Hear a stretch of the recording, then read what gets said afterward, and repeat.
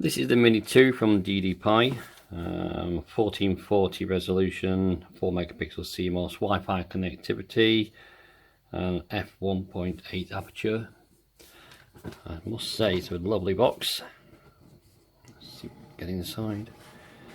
Presentation is very good, almost too good to get in. Put that away.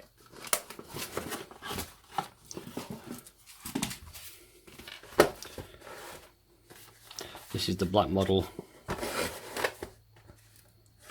bit larger than I thought it would be,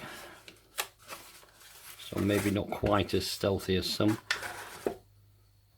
Comes with a 3M VHB sticker for mounting directly onto the windscreen. The lens is protected out of the box, and on the side that's the storage part for your micro SD.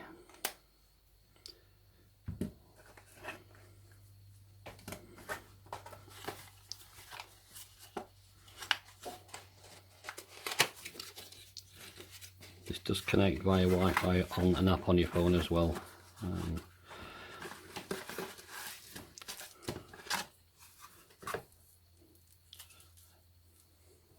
Power cable, etc. And that's to help you put everything tidily, all the wires tidily away behind the windscreen. All very nice.